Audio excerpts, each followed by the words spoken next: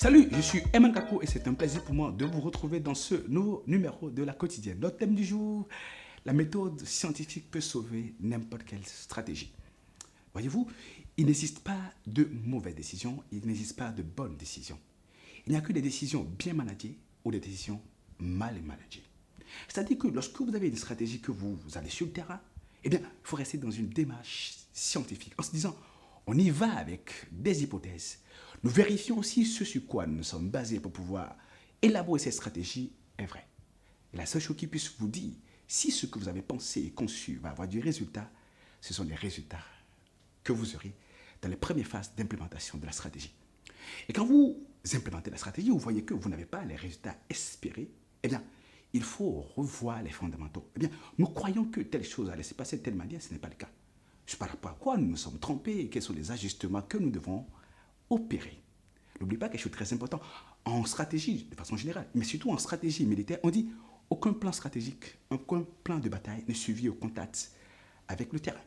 C'est quand vous arrivez sur le terrain que vous savez si ce que vous avez prévu et pensé va avoir du résultat.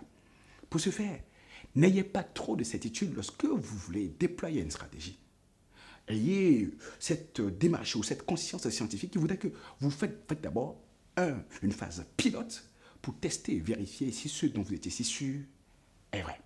Et quand ce n'est pas le cas, il faut faire le repli ou l'ajustement stratégique nécessaire de manière à vous assurer que vous optimisez votre stratégie pour la mettre à la hauteur des défis qui sont ceux du terrain.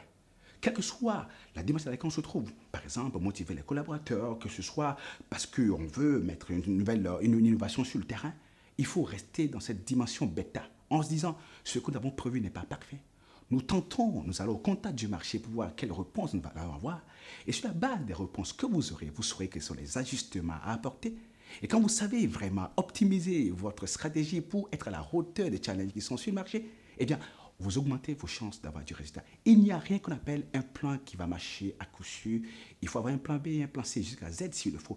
Et il va de soi que quand on est dans cette dimension scientifique d'ajustement, de remise en cause, d'amélioration et d'amélioration continue, mais dans un délai assez serré pour ne pas devenir un médecin après la mort, on devient un meilleur stratège, on devient un fin stratège, une personne qui sait manier et produire des résultats sur n'importe quel terrain. Je suis Eman Gakpo.